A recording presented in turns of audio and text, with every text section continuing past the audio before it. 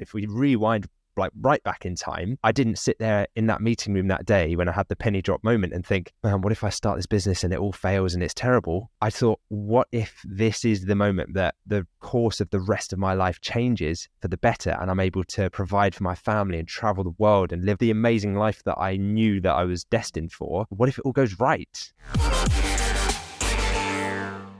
So personal affirmations is one, visualization is a second. And a third, I think, would be reframing limiting beliefs. So this is where you have to challenge and reframe the things that you believe that by definition are hard to challenge because they are beliefs, right? So you have to question those beliefs and instead change it so that you're focusing on your strengths and your potential. You're not looking at the rainy cloud that's making its way over, but you're focusing on how amazing the picnic could be in the sun because of what an amazing day it is and how many great people you have around you. It's just changing what you focus on and looking at the upside instead, right? So I mean, myself, I experienced this in the last 2 years. I became a dad about 2 years ago, right? And I've now got 2 sons who are 6 months and just over 2.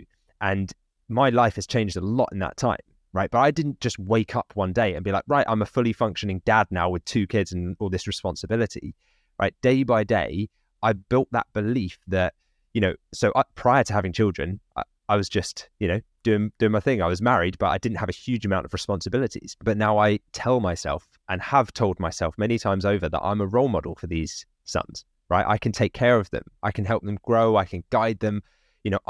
And that was out of my comfort zone when I first started. But by putting myself out of my comfort zone, I know that I'm growing. I know that I'm becoming the best dad that I can be. Or if I'm giving a talk in front of a huge audience, I'm visualizing that and I'm reframing that to not, oh man, what happens if I go up there and fall flat on my face and like trip up and the whole thing and the projector doesn't work? And I'm thinking, how good would it be to give the talk of a lifetime that people say that was the most valuable talk from that event, right? Or leaving my 9-to-5 job. If we rewind like right back in time, I didn't sit there in that meeting room that day when I had the penny drop moment and think, man, what if I start this business and it all fails and it's terrible? I thought, what if this is the moment that the course of the rest of my life changes for the better and I'm able to provide for my family and travel the world and live the amazing life that I knew that I was destined for? What if it all goes right? Like the upside's so much more exciting than the downside, because the downside you can control. If things go wrong, you can mitigate risks. You can put things in place to correct course if it goes wrong. But if it goes right, that's where the real magic happens. That's where it gets exciting. So that's what I try and focus on. And there's a famous Alex Hormozy tweet that he did that resonates with both of us. I know that he said, you don't become confident by shouting affirmations in the mirror, but by having a stack of undeniable proof that you are who you say you are. And that is one of the key things. If you can outwork your own self-doubt, don't focus on what could go wrong, but focus on the upside, then there will be no self-doubt, because the actions that you take will lead you to where you're trying to go and you'll reach your new identity that you've set for yourself. I love that quote. I think that is absolutely spot on, because you won't doubt what you've done in the past and where you are right now, but it's easy to doubt if you haven't ever done that thing, or if you're just trying to work on affirmations alone. It's very difficult to give yourself that confidence that you truly believe in unless you've taken those actions, and then you can look back on that and be proud. So another quote, and this is perhaps my favorite one on dealing with self-doubt, and this one is done from Vincent van Gogh. And he said, if you hear a voice within you say, you cannot paint, then by all means paint, and that voice will be silenced. And that's so powerful to realize that even Vincent van Gogh has had those thoughts in his mind about not being able to paint. And if he's had that, then all of us are no doubt going to have those sort of self-doubting thoughts in our mind.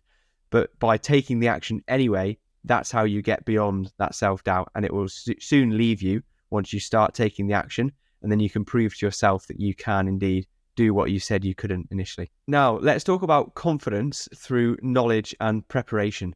So what steps can our listeners take to boost their confidence in starting their dropshipping businesses? So there's a few ways that you can boost confidence. And I believe that it's a journey. And there are a few steps that you can take today to begin that. So one of the things is market research and conducting thorough market research to fully understand the market or the niche that you're going into. So knowing who your target audience are, knowing who your competition are.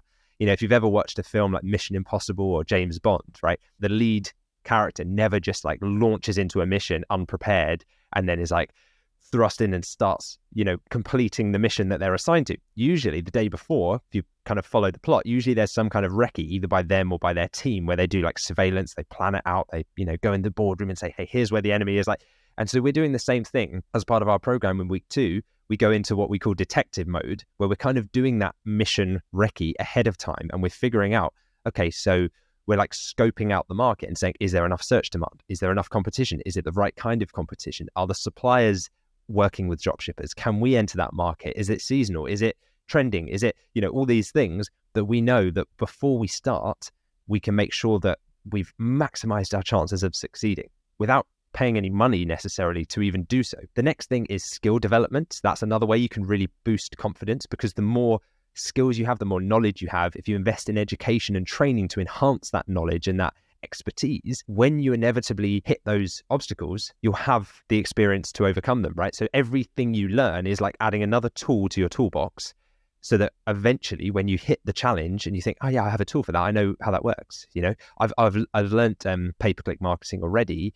So when suddenly there's a new ad platform that starts taking off, like TikTok or something, and you think, I wouldn't really know how to use that. You think, oh, well, I've run Facebook ads and Instagram ads and Google ads. I know how to do this. I know the concepts, the framework. I have those tools already. I can dive in and we can do this, right? So an example of this, that when I was around other people in Chiang Mai, so other e-commerce entrepreneurs in Thailand, I was living out there, and one day we were at this place for lunch, or I think it was like an early dinner in the afternoon, and we were kind of sitting there comparing different things on our e-commerce stores and just talking to each other. And they were running stores all around the world. One was in Australia, one was in America. And this one particular entrepreneur was really focused on page load speed, right? So he was like an expert developer at optimizing the caching speed on the website and all of these like real technical kind of diving into the code stuff.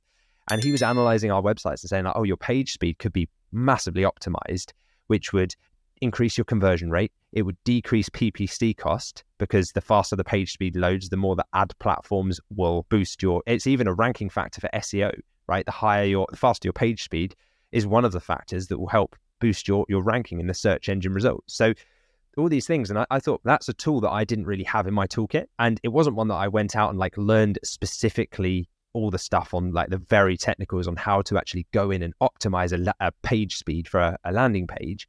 But certainly now I knew that it was important. So I then brought in a developer and just said, hey, we want to optimize the speed of our sites. Can you help us do that?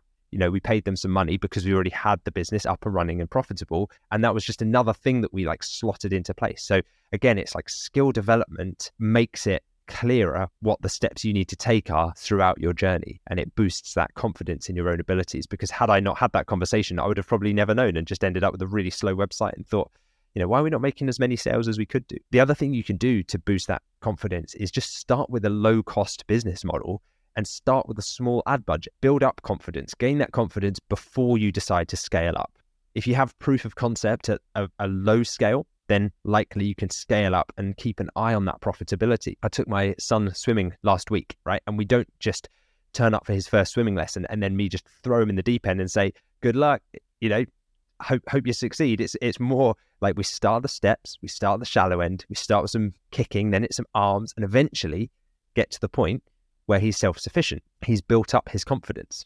Okay, it's the same in business. We start in the shallow end. Don't just saddle yourself with a huge loan, and this massive stressful debt and pile on the pressure for this new business to work for you, because you may well sink if you dive into the deep end like that. Start with something small, and high ticket dropshipping is the perfect industry for that, because it's very, very low risk, right? You don't have to part with any capital until you've sold the product and already have the capital to pay the supplier. So it really does work perfectly for building up your confidence from an early stage. Yeah, absolutely crucial point. If you are somebody that suffers from this self-doubt and it holds you down, which I hate to see, but the best way to start is to start with something where you have a really much lower risk than in other business models.